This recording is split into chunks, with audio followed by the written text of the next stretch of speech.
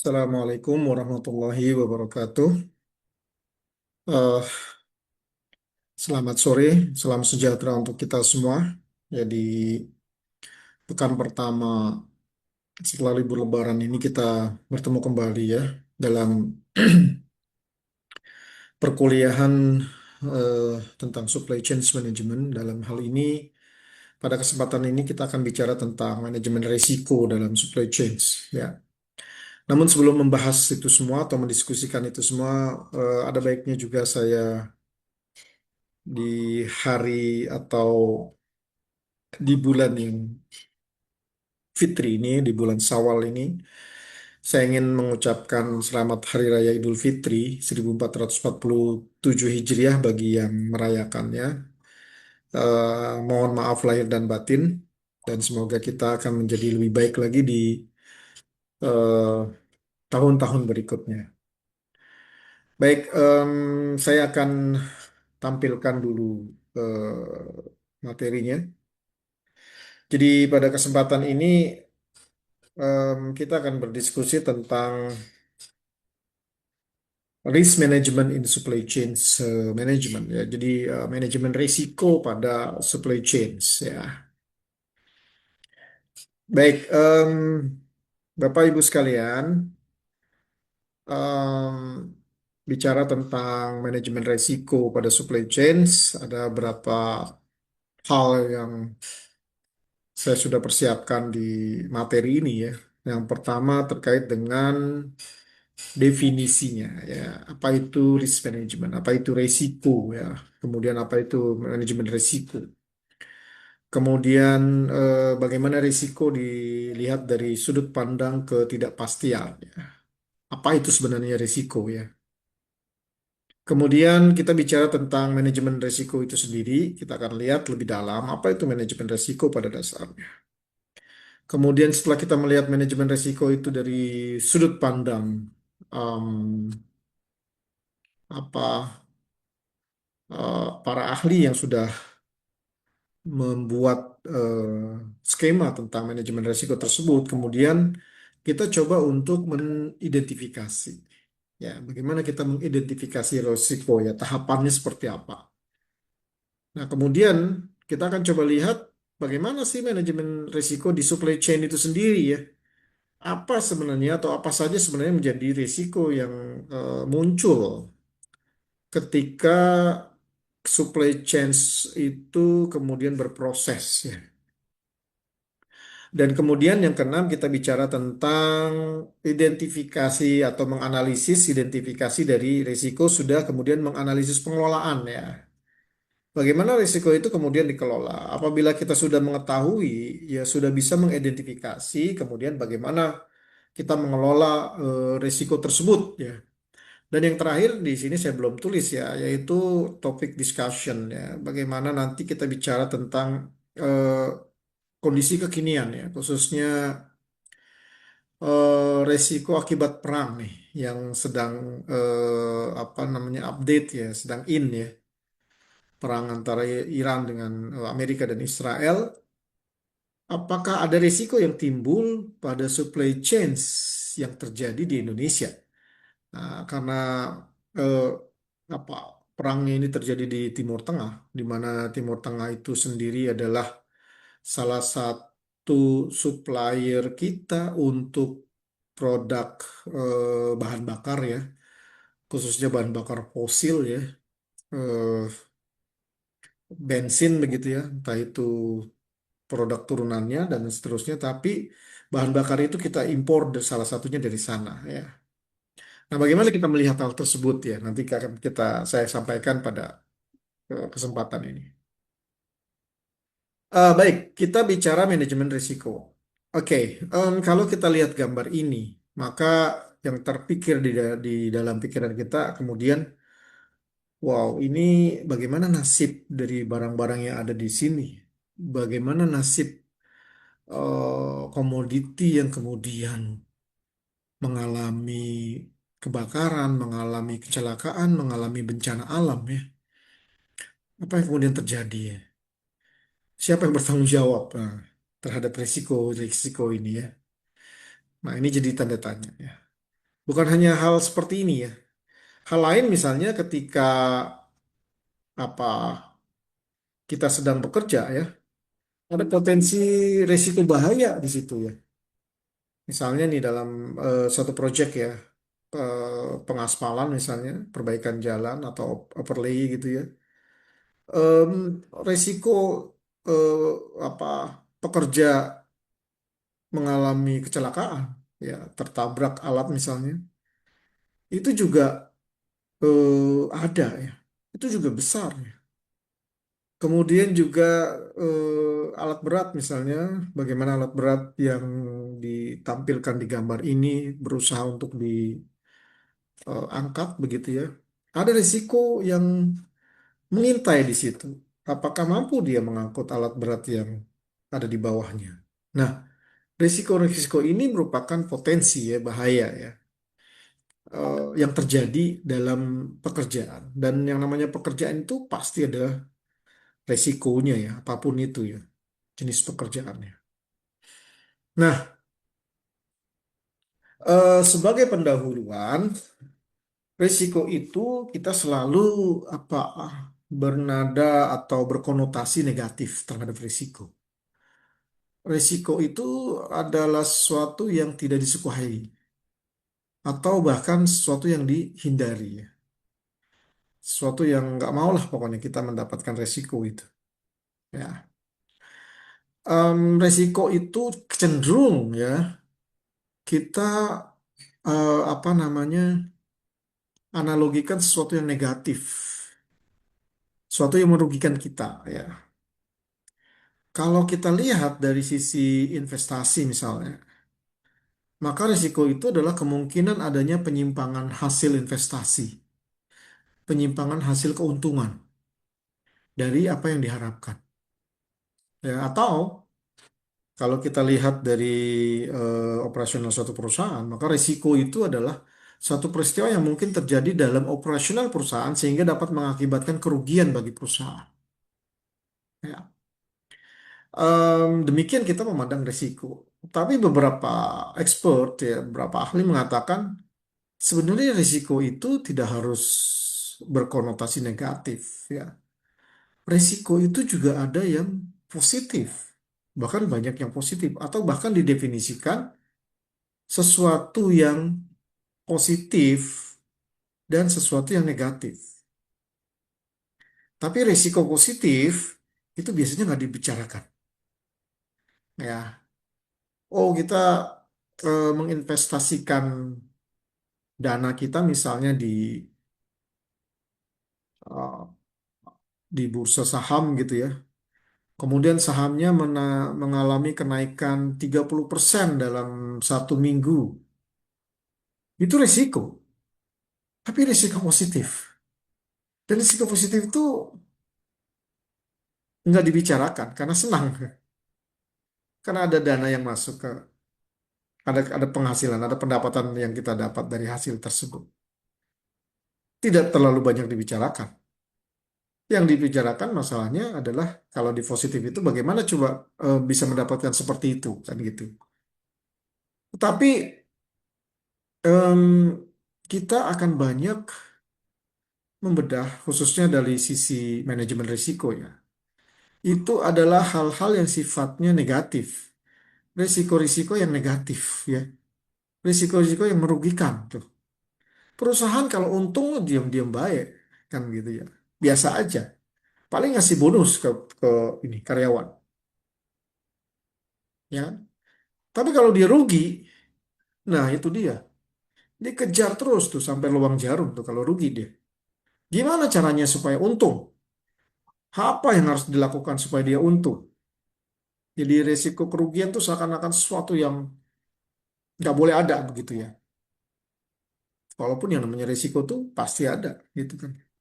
Nah, ini yang kemudian apa ya perspektif yang seharusnya kita melihatnya.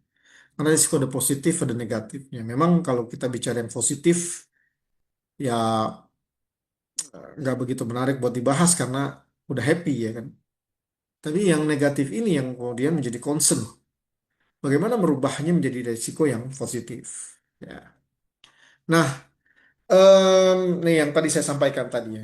Resiko itu juga kondisi atau kejadian event yang dapat berdampak positif. Nah, jangan lupa ya, dia bisa berdampak positif, tapi dia juga bisa berdampak negatif pada hasil suatu kegiatan. Jadi, goalsnya atau hasil kegiatannya itu bagaimana? Apakah dia positif, apakah dia negatif? Karena itu kemungkinan cuma dua itu. Kemudian berbeda dengan problem. Nah, ini yang harus kita apa namanya lihat juga ya, bahwa ada kata risiko, ada juga kata problem, masalah, isu ya. Kalau resiko itu sifatnya potensi ya, atau boleh dikatakan belum belum kejadian nyata gitu ya, masih potensi ya. Potensi ini yang kemudian kalau bisa dihindari atau bukan dihindari lah, apa di minimal minimalkan gitu ya. Kerugiannya itu diminimalkan. Nah, terkait dengan manajemen risiko itu adalah ini saya baru bicara pendahuluannya ya. Secara sederhananya adalah bagaimana kita mengidentifikasi, menganalisis, antisipasi risiko secara proaktif ya. Jadi tidak pasif ya, secara proaktif. Bagaimana kita kemudian proaktif untuk apa namanya? Meng-avoid atau minimize ya terjadinya risiko. Nah, tujuannya untuk memaksimalkan dampak positif atau peluang dan meminimalkan dampak negatif atau kerugian. Ya, kalau bisa untung terus tuh perusahaan ya, nggak rugi-rugi kan gitu. Kalau bisa peluangnya semakin banyak gitu ya, dan kerugiannya semakin sedikit semakin sedikit. Nah, ini yang kemudian harus kita lihat secara clear ya, secara jelas ya bahwa resiko itu bisa berdampak positif, bisa berdampak negatif. Nah, berdampak positif nggak begitu banyak dibicarakan ya pada apa ya diskusi-diskusi tentang resiko positif itu udah sepertinya hampir tidak ada ya bicaranya. Tapi yang namanya risiko negatif atau dampak negatif dari satu kegiatan yang kita lakukan, ini menjadi kemudian menjadi banyak diskusi, research, penelitian, kemudian juga apa pembicaraan di dalam kalangan manajemen ya. Bagaimana kemudian eh, bisa meminimalisir. Kalau tidak bisa menghindari atau menghilangkan ya istilahnya itu meminimalisir, mengurangi dari risiko negatif tersebut ya. Nah, bagaimana ya tahapan sederhananya itu tadi pada manajemen risiko, yaitu diidentifikasi risikonya, kemudian dianalisis dan juga terakhir diantisipasi supaya tidak terjadi dampak negatifnya. Bagaimana? Teknisnya sederhananya adalah melakukan proaktif ya.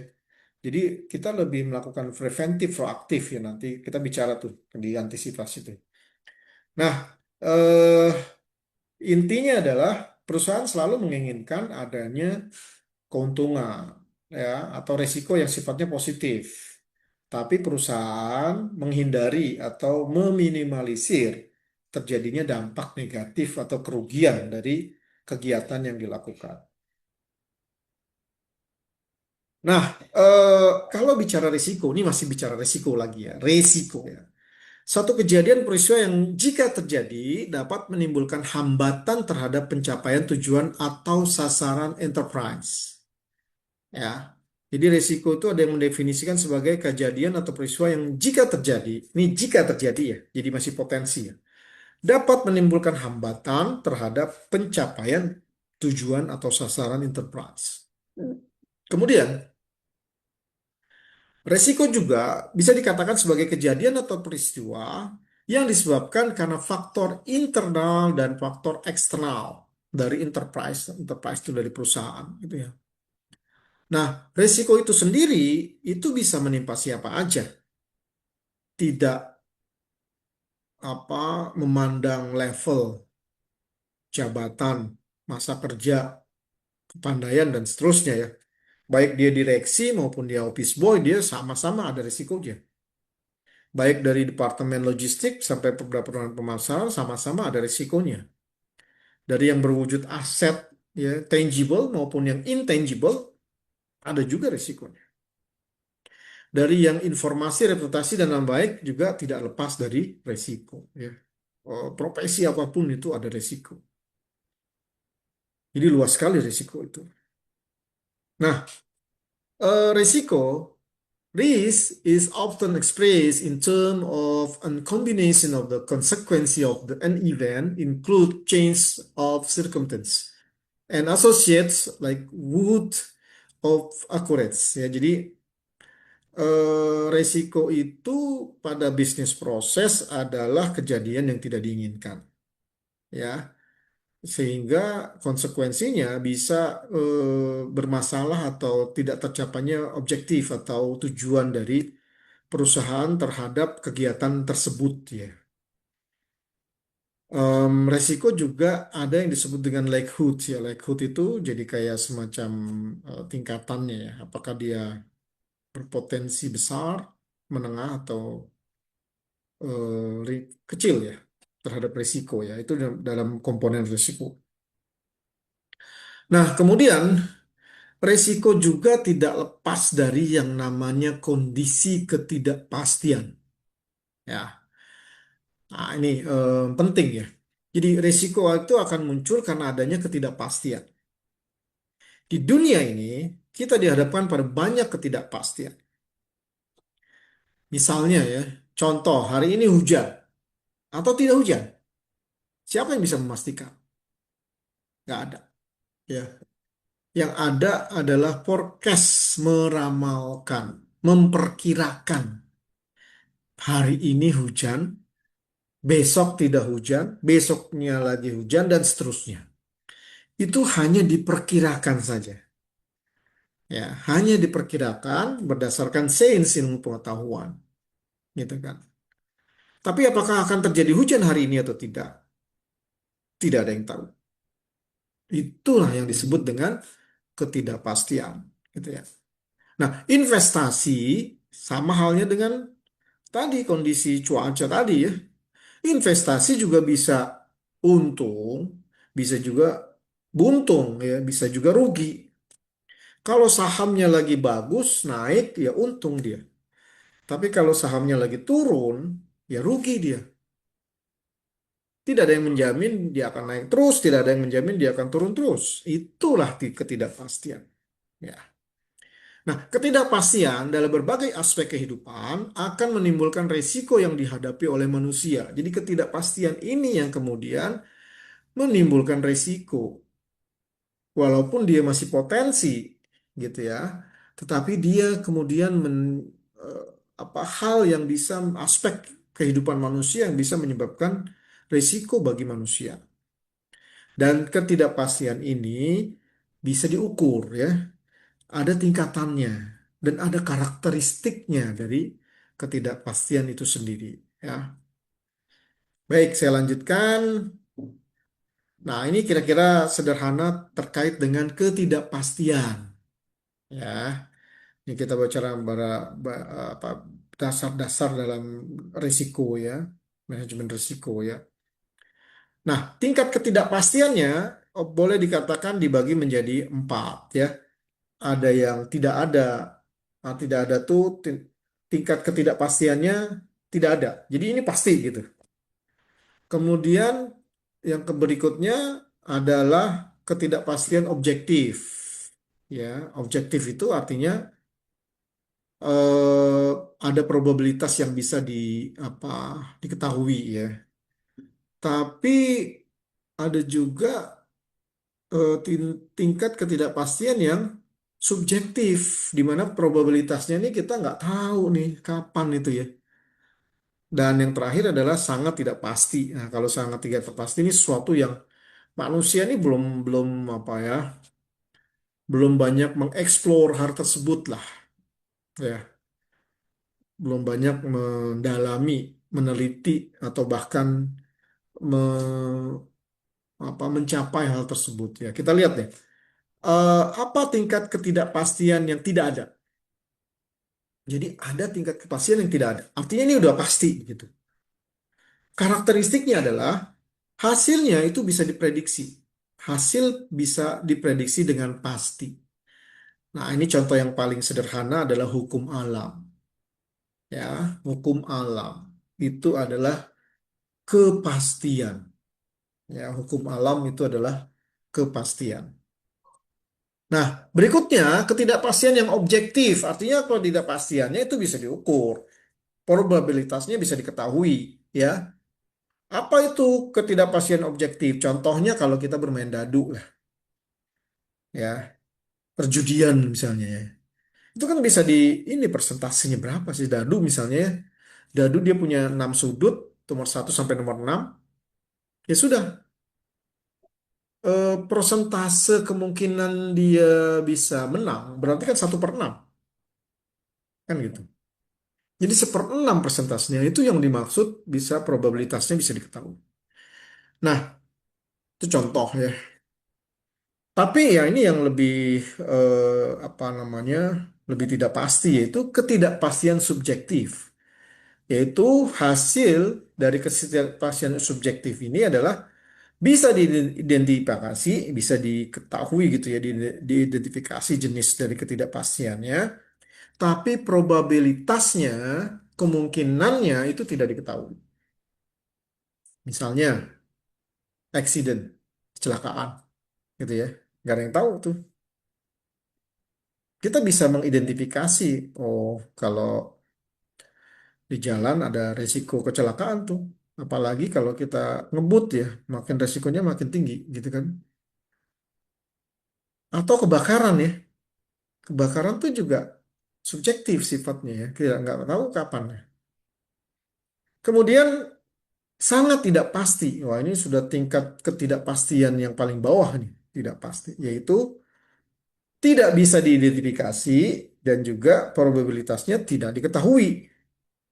Jadi kita masih gelap gitu kira-kira lah. Nah ini yang kita katakan di alam semesta gitu ya. Mengeksplor alam semesta itu manusia masih sangat-sangat terbatas ya. Karena luasannya yang maha luas, tidak terjangkau oleh alat yang dimiliki oleh manusia, sehingga manusia baru sebagian kecil aja mengidentifikasinya, baru sebagian kecil aja mengetahuinya begitu ya. Nah ini yang terkait dengan eksplorasi alam semesta. Nah, ini tingkat ketidakpastian ya. Nah tadi komponen ketidakpastian itu ada dua ya. Pertama likelihood, kemungkinan terjadinya risiko. Nah, jadi seberapa besar peluang terjadinya risiko? Oh, peluangnya kecil nih terjadinya risiko. Oh, peluangnya sedang ini terjadinya risiko. Oh, peluangnya besar nih terjadinya risiko. Kemudian impact atau dampak terhadap risiko tersebut bagaimana? Oh, dampaknya ringan. Oh, dampaknya sedang. Oh, dampaknya besar nih. Nah, jadi ada levelingnya ya, masing-masing ya. Nah, ini yang disebut dengan komponen dari risiko. Nah, bicara tentang ketidakpastian, menyambung tadi ya, kaitan dengan ketidakpastian, bahwa ketidakpastian itu sendiri dapat tercermin dari fluktuasi pergerakan yang tinggi. Makin tinggi fluktuasi, maka ketidakpastiannya semakin tinggi, gitu ya. Yang berikutnya terkait dengan saham ya, kalau kita bicara bursa apa namanya barang berharga gitu ya, atau surat berharga ya. Kemudian juga harga minyak ya, kemudian juga harga listrik, kemudian juga harga-harga kebutuhan dan lain sebagainya yang itu mengalami apa perubahan, variasi ya. Kadang naik, kadang turun, kadang naik, kadang turun sangat dipengaruhi oleh banyak faktor gitu ya. Ya salah satunya kalau saat ini terjadi perang gitu, Timur Tengah, maka harga minyak terpengaruh, harga saham terpengaruh, kurs terpengaruh, harga kebutuhan pokok terpengaruh. Jadi begitu banyak pengaruhnya dari perang ini ya. Sehingga semakin lama perang ini efek kejadian atau resesi dunia ini akan semakin besar terjadi resikonya itu sendirinya. Nah ini ketidakpastian, fluktuasi dari ketidakpastian. Nah mengapa sampai terjadi ketidakpastian itu atau terjadi fluktuasi tadi itu ya? yang tadi kita bicarakan tuh. Ada fluktuasi. Satu karena globalisasi dunia, ya. Ya, dunia itu semakin borderless, semakin tidak ada barrier, tidak ada penghalang lagi ya. Eh, sudah global. Orang di Indonesia bisa berkomunikasi dengan orang di negara manapun di dunia ini. Even dia berada di satu pulau terpencil yang jauh dari kota, tidak ada penghuninya misalnya, tetap bisa dilakukan komunikasi asal ya ada jaringan internet yang memadai ya, gitu. Kemudian yang tak kalah penting adalah liberalisasi dunia. Nah, ini karena dunia itu pasarnya itu sudah terbuka ya. Ini kita tidak hanya bicara tentang pasar domestik ya, tapi pasar internasional. Kita mau beli barang dimanapun bisa kita lakukan. Ya, kita mau beli barang lokal di Indonesia bisa. Kita mau beli barang di China bisa. Kita mau beli barang di Jepang bisa, di Australia bisa, di Amerika juga bisa ya. Jadi sekarang terus sangat mudah ya, online itu sudah menjamur ya. Kita tinggal pilih mana yang mau kita gunakan kan gitu. Kemudian kecepatan proses informasi, jangan lupa ya informasi ini memiliki peran yang luar biasa. Siapa yang menguasai informasi, bahkan dikatakan dia akan menguasai dunia. Jadi informasi itu ada di genggaman. Sekarang apalagi informasi betul-betul ada di genggaman karena setiap hari kita menggenggam handphone kita dan disitulah pusat informasinya, ya, pusat komunikasinya, ya, pusat aplikasinya. Semua ada dalam satu alat yang namanya smartphone ini ya. Nah, resiko itu bisa bersumber dari dua hal.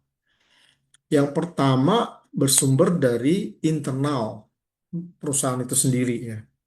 Artinya kalau bersumber dari internal ya yang dari dalam perusahaan gitu ya. Yang kedua, sumber risikonya bisa dari eksternal, dari luar perusahaan. Ya, ini yang kita tidak bisa kontrol nih, yang namanya eksternal. Tapi kalau bicara tentang internal, risiko internal ini bisa kita kontrol, bisa kita minimalis, bisa kita kendalikan gitu ya. Nah, tapi yang eksternal itu agak sulit ya, karena itu berhubungan dengan pihak lain. Ya, pihak lain yang mereka punya dapurnya sendiri juga, manajemennya sendiri juga, kebijakannya sendiri juga yang berbeda dengan kebijakan perusahaan kita gitu. Nah, ini contoh-contoh risiko faktor internal dan eksternal ya. Di faktor internalnya itu ada misalnya perubahan permintaan klien ya. Jadi ada informasi perubahan nilai apa permintaan klien ya. Kemudian adanya keterlambatan informasi pemesanan. Nah, ini dia ini juga penting ya. Eh, kita telat menginformasikan order gitu. Dampaknya adalah produksi nanti bisa akan bermasalah. Klien bisa akan protes, komplain, dan seterusnya. Kemudian ada juga permasalahan terkait dengan penundaan atau delay dari bahan baku atau bahan material, gitu ya. Ini juga masalah nanti. Kemudian yang tak kalah pentingnya itu adalah pada produksi ya. Produksi ini kalau sudah bermasalah ya semuanya bermasalah. Itu faktor internal. Kemudian ada juga faktor eksternal. Nah, kalau eksternal ini beyond our control ya. Misalnya kompetisi global, keterlambatan pengiriman, kemudian kemajuan teknologi ya, regulasi pemerintah, perubahan perilaku konsumen ya, kenaikan upah buruh, perang di suatu kawasan seperti saat ini, itu semua adalah faktor eksternal. Kita tidak bisa tuh kemudian menghilangkan faktor eksternal itu karena itu adalah beyond of our control. Ya. Nah, contoh akibat risiko yang terjadi, ya misalnya nih, wah sudah terlanjur nih, pemerintah membuat satu keputusan bahwa ada kenaikan upah karyawan gitu ya, sebanyak misalnya 10%. pada tahun 2026 ini. Nah, kalau seperti itu sudah diumumkan berarti konsekuensinya perusahaan harus mematuhi gitu ya. Sehingga akan berdampak pada perusahaan, of course ya. Tapi juga akan berdampak juga terhadap karyawan. Karyawan mendapatkan dampak positif dengan adanya kenaikan gaji. Tapi di sisi yang lain, perusahaan juga akan mendapatkan dampaknya. Tapi yang negatif yaitu berkurangnya profit dari perusahaan tersebut. Ya. Kemudian kesadaran orang tentang rokok mengurangi keuntungan perusahaan rokok. Nah, ini juga nih sebenarnya dari sisi bisnis rokok itu sebagian kecil orang menguntungkan sekali dengan menjual rokok mendapatkan profit yang banyak. Walaupun secara mayoriti adalah sebenarnya masyarakat tuh sangat dirugikan dengan adanya rokok karena selain dia spend money yang tidak perlu ya, tapi di sisi yang lain juga apa namanya menyebabkan dampak serius pada kesehatan rokok tersebut ya. Nah, kemudian ada hal-hal lain di sini yang bisa dipelajari ya. Nah, ini saya belum menyambungkan antara resiko dengan manajemen ya. Tadi baru satu saja ke resikonya fokus itu. Walaupun tadi ada beberapa tahapan di manajemen, tapi belum komprehensif ya. Nah, kita lihat manajemen itu sendiri ya. Manajemen itu adalah function that coordinate the effort of people to accomplish goal and objective by using available resource efficiently and effectively. Ini kata Wikipedia. Katakan bahwa yang namanya manajemen adalah satu fungsi koordinasi ya yang apa memiliki effort atau apa kekuatan gitu ya pada people, pada orang-orang yang terlibat di situ to accomplish the goal untuk mendapatkan atau untuk mencapai tujuan dari perusahaan itu sendiri. And objectives by using available resource. Eh, Tujuan dan objektif apa namanya dari perusahaan tersebut ya dengan menggunakan sumber daya yang ada secara efektif dan efisien. Itu kata Wikipedia. Sementara kata Business Dictionary dikatakan bahwa management is the organization and coordination of the activities of a business in order to achieve defined objective. Jadi manajemen adalah organisasi yang dan koordinasi dari satu aktivitas bisnis ya, aktivitas bisnis untuk apa? Untuk achieve ya, untuk mencapai definite objective, untuk mencapai tujuan mereka secara definitif. Jadi tujuan terukur gitu ya. Itu kata si Business Dictionary. So, kalau itu digabung menjadi risk management, maka dikatakan bahwa risk management is the identification, assessment, and prioritization of risk followed by coordinated and economical application of resource to minimize, monitor, and control the probability and or impact of unfortunate event or to maximize the realization of opportunities. Ya, jadi bagaimana risk management itu mengidentifikasi, menilai, memprioritaskan resiko yang ada dengan melakukan koordinasi, kemudian economical application result minimize, dan juga memaksimalkan atau menggunakan pendekatan ekonomi ya untuk meminimalisir, untuk memonitor, untuk mengontrol kemungkinan impact dari unfortunate event dari sesuatu yang tidak diinginkan dalam satu kegiatan gitu ya and to maximize realization of opportunity dan juga untuk memaksimalkan dari peluang yang ada ya. Ini ada empat ya definisinya ya. Ada juga risk management is objective to assure uncertainty doesn't deflect the Endeavor from the business school ya. Jadi risk management bagaimana dia bisa menilai gitu ya uncertainty ya ketidakpastian ini not deflect ya tidak terkena gitu ya tidak berdampak ya pada proses dari bisnis yang dia jalankan. Nah, ini ada definisi lain yang dari Indonesia ya, misalnya dikatakan bahwa risk management adalah proses menganalisa serta memperkirakan timbulnya satu risiko dalam satu kegiatan. Jadi, dia menganalisa serta memperkirakan. Jadi, dia juga ada forecastingnya juga ya, ada perkiraannya. Nah, timbulnya risiko dari satu kegiatan.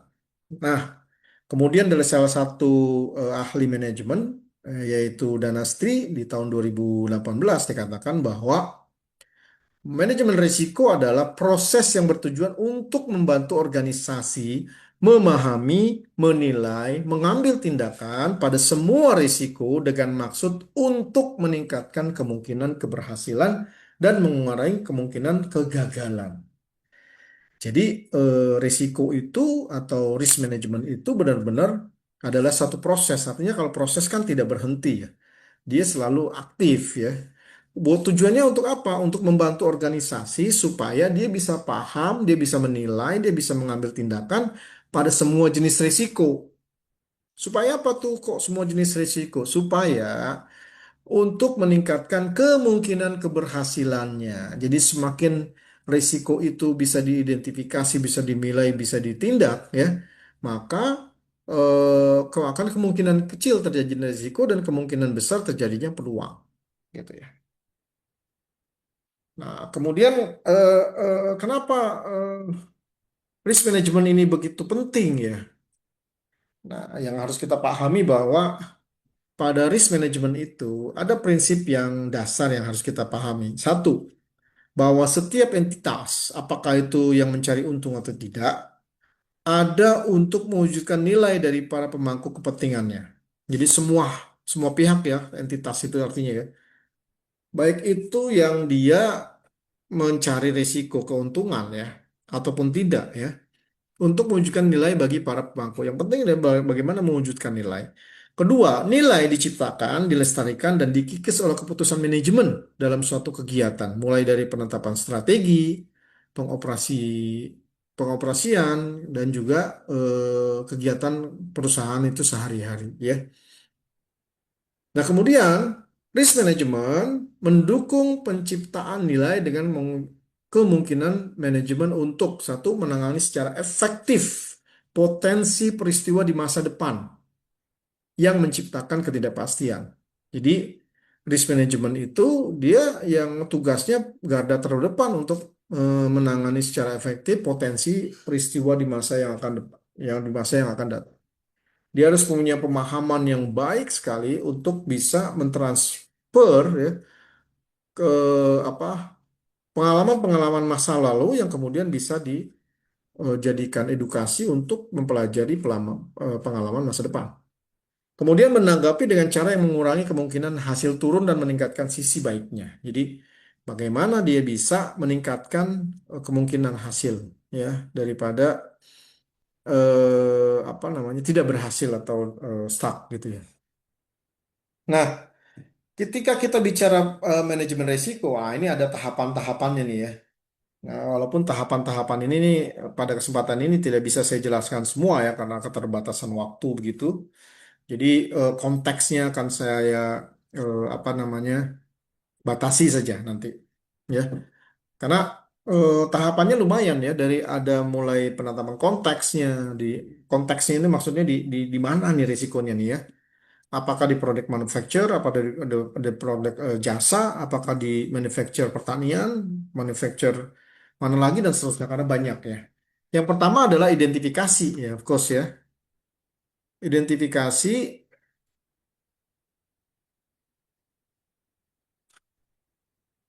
hmm,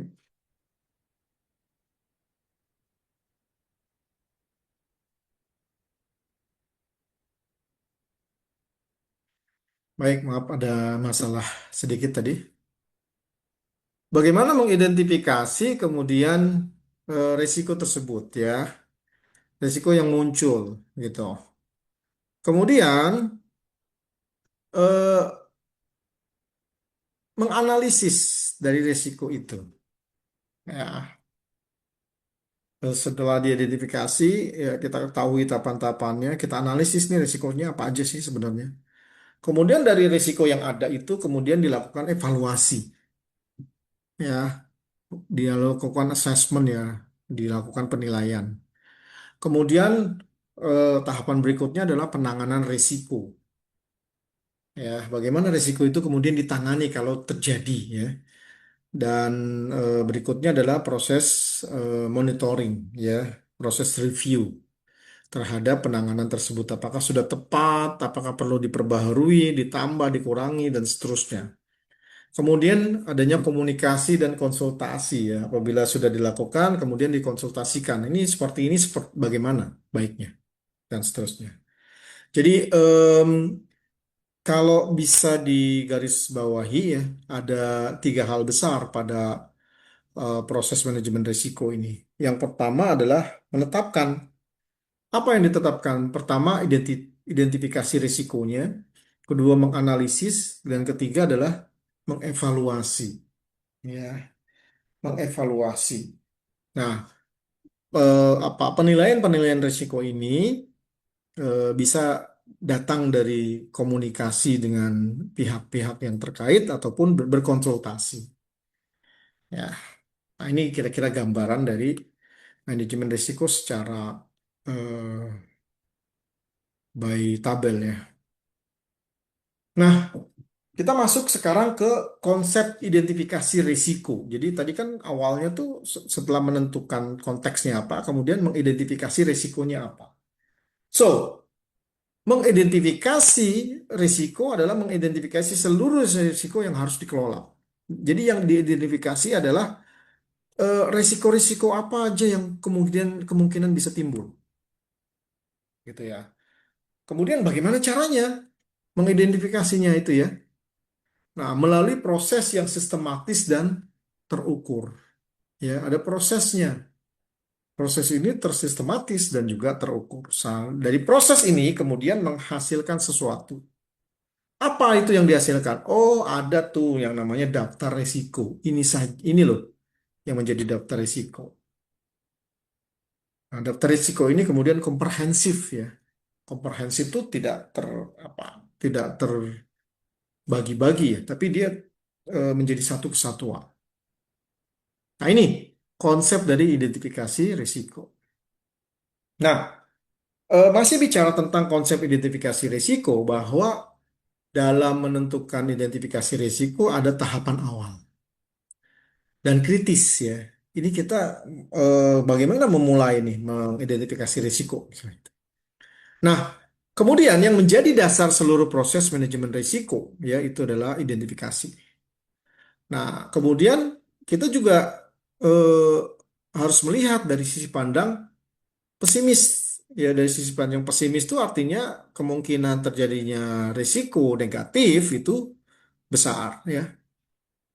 Kemudian berikutnya adalah abaikan materialitas. Ya, jadi kita harus fair gitu ya.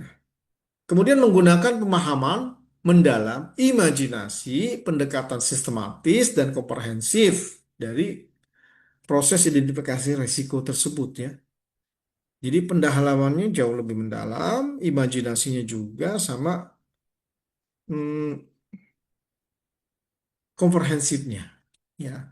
Kemudian tahapan berikutnya adalah identifikasi seluruh risiko yang menghambat pencapaian tujuan tersebut ya. Nah, apa kira-kira dampaknya kalau kita tidak bisa mengidentifikasi risiko ini secara baik ya? Nah, di bawah sini ada chartnya itu ya. Risiko tidak teridentifikasi, maka risiko tidak terpantau. Kita nggak tahu kalau itu ada risiko dan itu merupakan ancaman yang besar bagi satu perusahaan atau satu organisasi. Ya. Nah, kenapa ini penting ya manajemen risiko ini ya? Ini penting sebenarnya bukan pada konteks kita bisa mengetahui ilmu manajemen risiko, tapi lebih kepada manajemen risiko ini sebenarnya merubah culture kita, merubah kebiasaan kita, merubah habit kita. Dari sebelumnya, habit kita itu adalah organisasi yang pasif, yang reaktif, seperti pemadam kebakaran ya, begitu disulut langsung kebakaran begitu kan, begitu disulut langsung marah dan seterusnya ya. Informasinya kita dapatkan pasif, nunggu gitu kan. Itu kemudian mentally kita dirubah, secara culture changing, terjadi perubahan. Organisasinya menjadi lebih proaktif. Jadi kita yang cari sumber informasinya. Bukan informasi yang datang ke kita, tapi kita yang mencari sumber informasinya. Kita yang kemudian menjadi detektifnya. Kemudian kita melakukan preventifnya. Kemudian kita menggunakan early warning systemnya. Nah, hal-hal ini kemudian memiliki apa ya, manfaat yang sangat besar bagi perusahaan. Karena perusahaan dengan adanya culture change ini menyebabkan perusahaannya akan semakin apa, meminimalisir terjadinya resiko kan gitu. Nah, bagaimana komponen resiko itu sendiri ya? Komponen resiko itu kalau kita bagi menjadi sumber resiko, kejadian, konsekuensi, penyebab, kapan, dan pengendaliannya. Ya. Sumber resiko pemicu timbulnya resiko. Dari mana dia sumbernya? Misalnya tadi resiko kebakaran misalnya. Dari mana sumbernya? Apa penyebabnya? Gitu ya. Kemudian kejadian. Peristiwa yang mungkin terjadi berdampak pada pencapaian tujuan. Gitu ya. Konsekuensi adalah akibat yang bisa ditimbulkan akibat resiko tersebut. Penyebabnya adalah apa dan mengapa bisa terjadi resiko itu. Kemudian kapan dan di mana adalah waktunya. Kapan itu akan terjadi. Kemudian kontrol atau pengendalian adalah antisipasi pencegahan yang dapat dilaksanakan. Jadi sebelum kejadian negatif, kita harus apa, bisa mengantisipasi dari pengendalian eh, atau pencegahan kegiatan yang berisiko ini gitu ya. Nah, ini komponen risiko ya. Apa sumber pemicu terjadinya risiko? Apa yang mungkin terjadi? Apa pengaruhnya terhadap tujuan? Kapan dan di mana, mengapa, bagaimana risiko itu terjadi? Siapa yang berkepentingan atau berdampak terhadap risiko itu? Dan bagaimana efektivitas pengendalian yang ada? Ya, ini adalah kita bahas pada manajemen risiko ya. Bencana alam misalnya yang baru belum lama terjadi di Sumatera ya. Itu sumbernya atau pemicunya sebenarnya dari manusia itu sendiri ya. Faktor alam walaupun dia juga punya peran ya, tapi faktor alam sebenarnya kalau kita tidak terlalu rakus untuk mengubah apa namanya hutan lindung itu, pohon-pohon itu kemudian kita tebangi, harusnya tetap berdiri di sana, mungkin nggak sampai kejadian seperti saat ini. Ya mungkin terjadi banjir tetap ada, iya, oke. Tapi banjir seberapa besar ya? Ya. Oke, ini adalah komponen-komponen risiko. Nah, tadi ya, bagaimana kita mengidentifikasi prosesnya? Ya, pertama kita inventarisasi dulu data kejadian atau peristiwa yang mempengaruhi organisasi. Itu apa aja sih? Jadi setiap departemen nanti bisa mengidentifikasi itu. Kemudian menentukan sumber terjadinya risiko. Ya, sumbernya itu dari mana itu risiko? Risiko kecelakaan kerja. Kenapa bisa terjadi kecelakaan kerja? Risiko kehilangan barang. Kenapa bisa terjadi kehilangan barang? Ya kan? Harus diidentifikasi apa salah naruh atau karena hal lain gitu. Kemudian menentukan penyebab dan skenario risiko ya. Perumusan risiko dan risk register dan kelompok risiko. Jadi Kalau kita sudah bisa mengidentifikasi, kemudian kita menentukan nih, apa sih penyebab dari dan skenario dari risiko-risiko ini? Ya, baik, saya lanjutkan. Nah, proses mengidentifikasinya itu pun sudah diatur ya, ada metode-metodenya yang tepat ya. Semakin banyak yang terlibat tuh semakin baik pada dasarnya, karena akan semakin banyak yang memberikan brainstorming, yang memberikan saran, masukan terhadap identifikasi risiko tersebut ya. Eh, Metode pertama ya dengan judgment aja, berdasarkan based on the experience, pengalaman dari apa direksi ataupun pimpinan perusahaan itu ya. Kemudian brainstorming ya, kalau brainstorming itu lebih kepada diskusi ya, lebih kepada adanya apa pembicaraan antar berbagai pihak dalam satu departemen tersebut untuk mengidentifikasi risikonya. Kemudian dengan checklist, ya, kalau checklist itu dia sudah punya standar, kemudian dia akan identifikasi berdasarkan checklist yang dia miliki ya. Berarti ini harus ada proses interview terhadap pihak-pihak yang dibutuhkan. Kemudian ada flow chart ya, ada alirannya. Nah, bagaimana nih risikonya nih terhadap aliran tersebut? Kemudian ada analisis sistem dan terakhir adalah analisis skenario ya. Analisis sistem ini kejadiannya apa saja dan skenario itu eh, untuk kedepannya bagaimana kalau ini kejadian gitu. Nah, kemudian kalau bicara itu bicara kategori risiko ya, maka risiko itu kategorinya bisa dibagi menjadi eh, 5 ya. Yang pertama kaitan dengan jenis kategori strategis dan kebijakan. Nah, ini nih negara nih perannya nih ya. Perubahan kebijakan lingkungan organisasi, kebijakan organisasi sebagai respon terhadap perubahan kebijakan lingkungan organisasi ya. Ya misalnya yang banjir di Sumatera itu kan konon karena adanya kebijakan di mana perusahaan kayu itu punya hak diberikan izin untuk melakukan penebangan pohon. Walaupun di aturan tersebut secara eksplisit dibatasi ya, ada kuotanya, tapi pada kenyataannya perusahaan itu bandel ya, melakukan penebangan di luar dari standar yang sudah ditentukan. Dan itu tidak sulit sekali untuk dikontrol ya. Kemudian dari sisi operasional ya,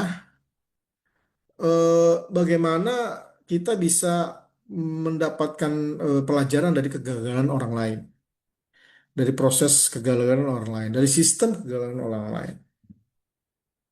Kemudian kepatuhan ya, ini bicara tentang kalau terjadi pelanggaran, ya pelanggaran terhadap peraturan.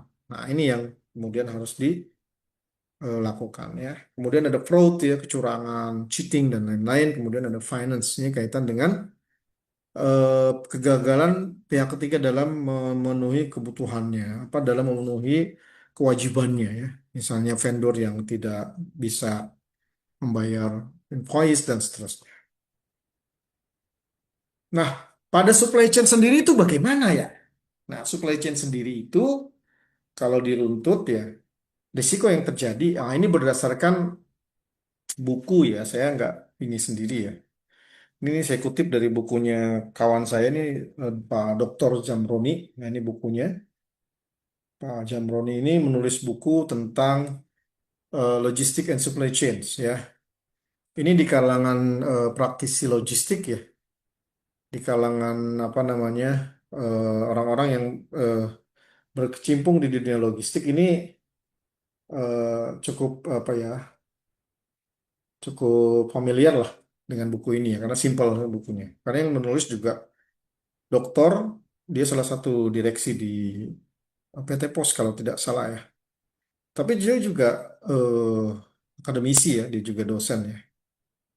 Nah, ini dia bukunya. Dia tulis apa?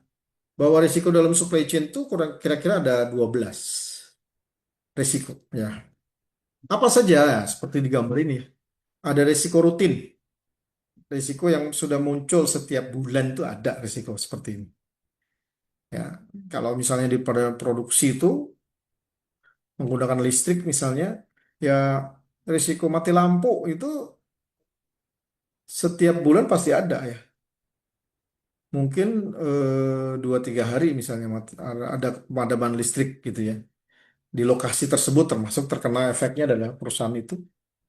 Nah itu risiko rutin tuh sudah harus diperhitungkan.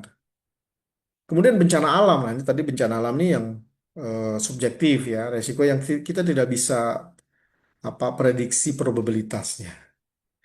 Ketika alam apa namanya sudah apa memiliki gejala itu sebaiknya kita sudah harus hindari ya. Kemudian yang ketiga adalah persoalan kualitas material dan produk. Ya, ini juga menjadi risiko yang berjalan terus-menerus ya. Bagaimana meningkatkan kualitas material dan juga produknya. Kemudian yang keempat adalah kekeliruan peramalan atau forecasting yang apa meleset ya. Jadi perkiraannya atau forecastingnya atau peramalannya itu nggak sesuai dengan kenyataan gitu, terlalu jauh lah dengan kenyataan. Ya, misalnya eh, pada Lebaran kali ini diperkirakan jumlah konsumen yang membeli produk apa sirup marjan itu ya, itu sebanyak 1 juta botol atau 1 juta botol lah gitu. Itu itu forecastingnya kayak gitu. Ya. Karena apa? Karena berdasarkan tahun lalu itu misalnya 800 ribu botol. Jadi tahun ini ada kenaikan 2.000 botol menjadi apa 20.000 botol. Nah kenyataannya tidak demikian, jauh melenceng. Misalnya turun kok jadi tinggal 750. Nah itu kekeliruan peramalan. Kemudian risiko pada kerusakan material dan produk. Kalau tadi kualitasnya ya, kalau ini kerusakan. Kalau kerusakan tuh udah pasti reject ya. Kalau kualitas tuh mungkin lihat standarnya kemana kita jual kan gitu. Siapa customernya. Tapi kalau udah rusak ya nggak bisa ya. Harus di reject. Kemudian yang nomor 7 nih ada juga risiko custom dan pelabuhan. Karena pasti kalau dia produknya ekspor, pasti berhadapan dengan dua ini. Custom, pelabuhan, sama sebenarnya ada airlines juga ya, ada penerbangan ya, atau bandar udara ya, ini juga masuk sebenarnya. Kemudian yang ke-8 adalah risiko terorisme. Nah, terorisme ini dan pembajakan ya umum di apa moda transportasi laut ya, sea freight ya atau kontainer, entah itu break bulk, entah itu tongkang, entah itu apa namanya jenis-jenis kapal yang lain itu ada pasti yang namanya risiko pembajakan atau terorisme ya. Seperti yang kita ketahui yang masih sering terjadi itu di apa area sekitar benua Afrika ya. Kalau kita masuk ke situ maka harus hati-hati ya. Kalau nggak dikawal maka bisa saja mereka membunuh apa membajak gitu ya. Kemudian ada resiko terkait dengan persoalan safety produk ya, keamanan produknya. Ini juga penting ya. Kemudian yang nomor 10 adalah perubahan dalam sosial, ekonomi, dan demografi ya. Tidak selalu demografinya, sosial ekonominya itu tidak selalu sama. Bisa aja terjadi perubahan pada saat ini ya. Ya, sewaktu-waktu bisa berubah. Kemudian perubahan kurs mata uang. Ya, ini juga mata uang ini penting ya. Makanya pemerintah tuh selalu men-set ya, mendeklar gitu ya bahwa tahun ini berapa sih kurs yang ditetapkan oleh pemerintah sendiri. Walaupun kurs sendiri itu kan dia mengalami fluktuasi ya. Tapi kalau set pemerintah itu enggak, dia set dia patok tetap gitu ya. Kemudian yang terakhir yang 12 adalah terkait dengan perkembangan teknologi ya, bagaimana teknologi ini kemudian bisa dimanfaatkan menjadi risiko yang positif, bukan sebaliknya ya. Perkembangan teknologi ini justru membuat apa perkembangan teknologi itu justru menghambat lah dari perusahaan untuk maju. Resiko itu namanya, resiko negatif. Nah, berikutnya bahwa ini kita masuk ke analisis penilaian risiko. Tadi kan mengidentifikasi risikonya ya. Dan kita tadi sudah lihat dari risiko pada supply chains. Nah, kemudian bagaimana kemudian menilai, mengakses ya dari risiko tersebut ya. Risiko yang telah teridentifikasi selanjutnya dilakukan assessment risiko. Penilaian ini dimaksud untuk memetakan prioritas risiko. Ya, dari tadi sebanyak 13 itu mana yang risiko paling besar dan seterusnya. Kemudian dilakukan penyusunan kriteria dari masing-masing risiko dan dilakukan pembanding dan penilaian pada level risiko. Nah, ini tadi tahapan-tahapan analisis risikonya ya. Ada 5 tahapan,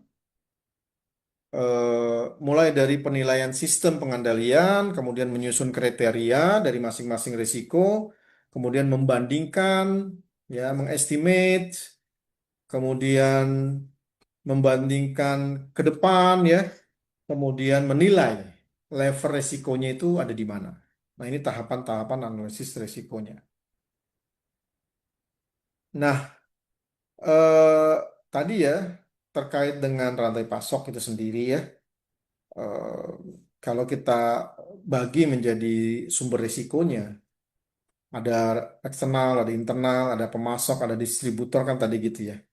Maka bisa kita buatkan apa penyederhanaan seperti tabel berikut ini ya. Dari eksternal itu, oh iya bencana alam itu nggak bisa dihindari ya. Sabotase, terorisme, kriminalitas dan seterusnya. Ada gugatan hukum dari pihak lain itu nggak bisa dihindari.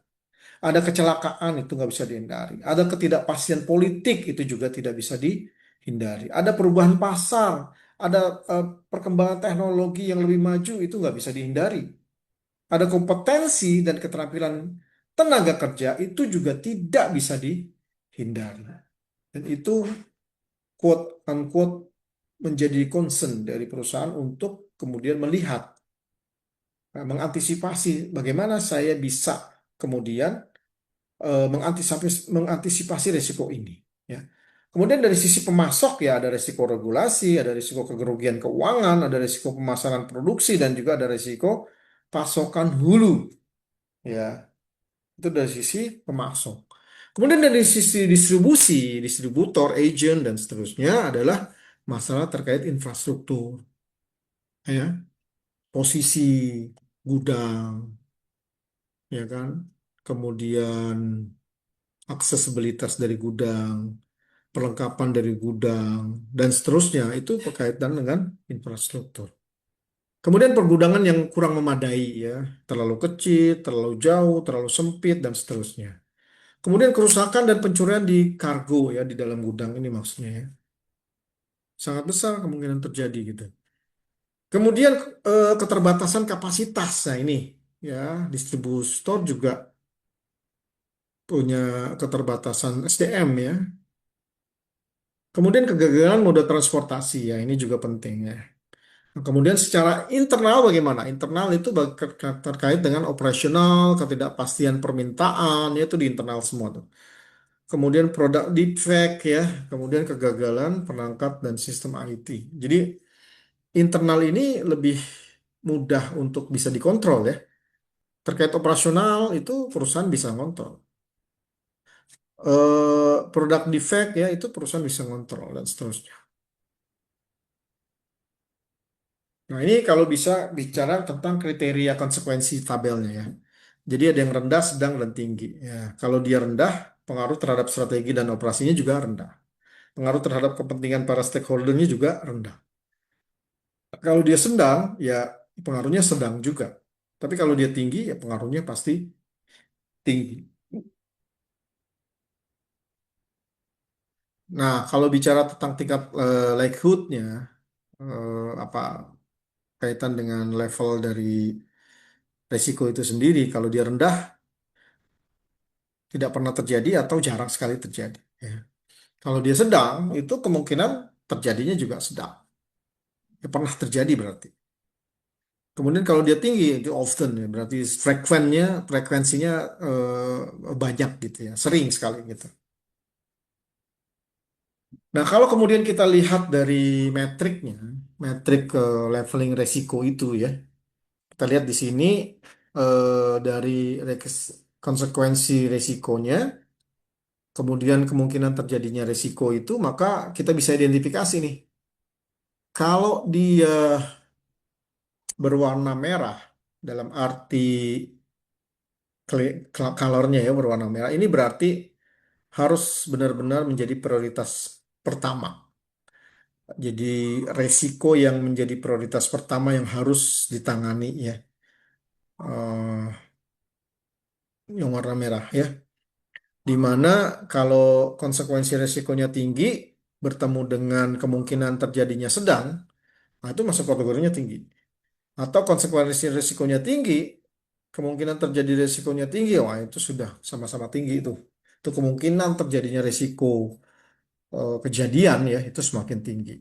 Kalau dia sedang sama tinggi ya ada tingginya satu tapi yang lainnya sedang. Kalau rendah itu nggak ada yang tinggi ya. Jadi yang diprioritaskan pertama itu yang merah ini colornya, yang kedua yang kuning dan yang ketiga yang biru. Kalau dia konsekuensi rendah, baik itu kemungkinan terjadi risiko rendah maupun risiko sedang itu masih bisa diperbaharui.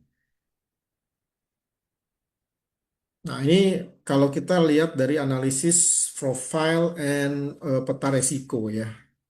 Kalau kita bicara tentang profile itu berarti penjelasan total exposure terkait dengan risiko yang dinyatakan dengan tingkat level, risiko dan trennya, ya.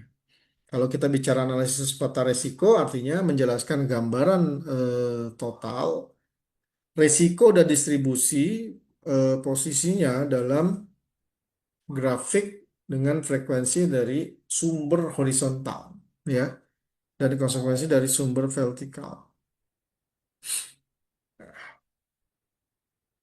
Kemudian ini tadi ya, kalau kita sudah bicara menganalisis, tadi kan mengidentifikasi. Kemudian kita menganalisis dari risiko itu, kemudian kita coba mengolah. Bagaimana pengelolaan risikonya? Ya, pengelolaan risikonya itu di, pa- dibagi menjadi tiga bagian.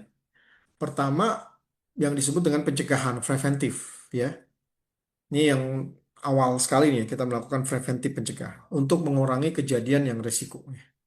Kemudian yang kedua adalah respons, penanganan. Nah, kalau preventif itu kan sebelum terjadinya kejadian kita sudah melakukan antisipasi. Sebelum kecelakaan, kalau naik sepeda motor ya kita pakai helm, kita pakai jaket, kita bawa surat-surat berharga, kondisi motornya harus baik. Itu namanya preventif.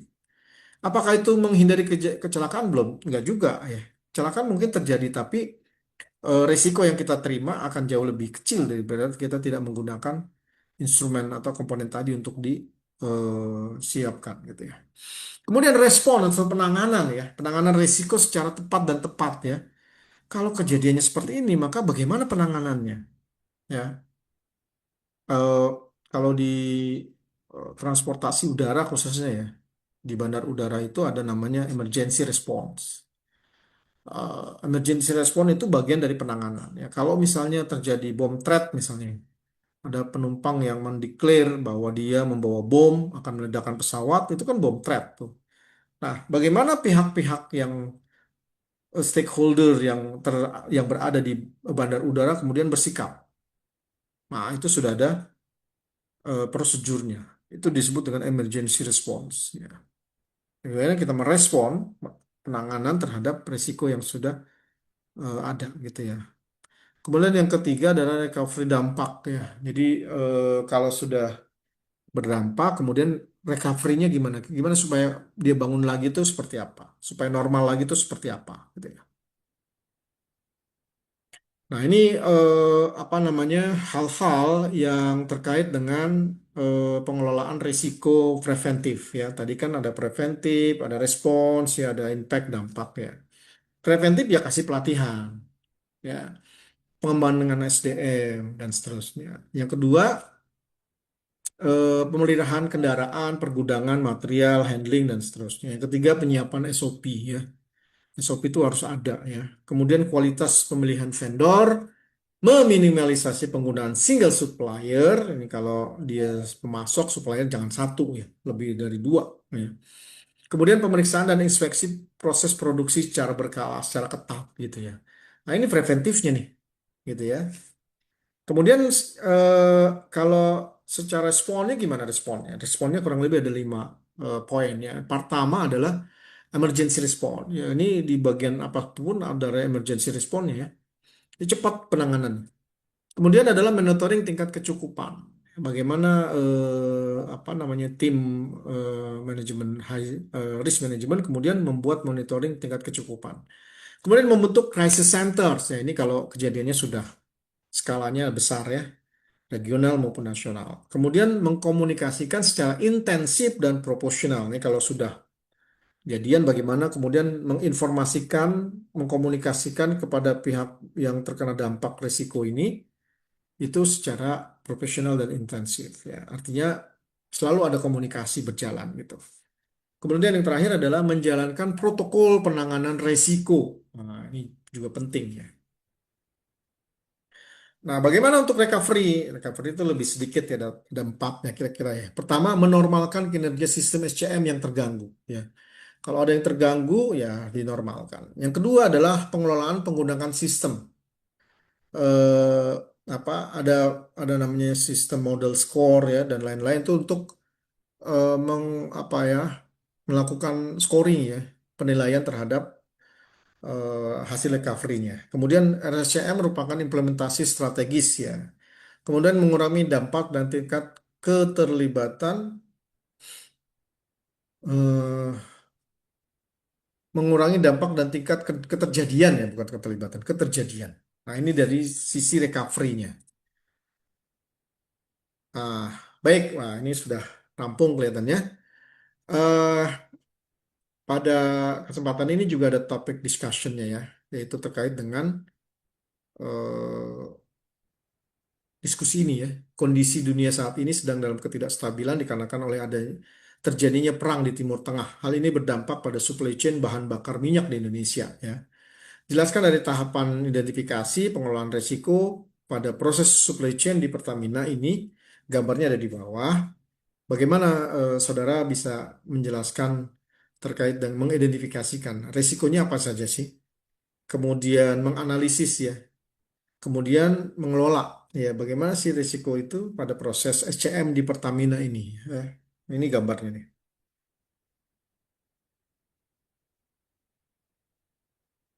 Nanti sebagai bahan diskusi malam ya. Baik, materi ini juga saya share di apa sudah saya share di Pak Edi ya. Jadi nanti Pak Edi akan publish di grup mata kuliah ini. Baik, mungkin ini saja yang dapat saya sampaikan pada perkuliahan ini. Kurang lebihnya mohon maaf. Selamat sore. Wabillahi taufik walhidayah. Wassalamualaikum warahmatullahi wabarakatuh.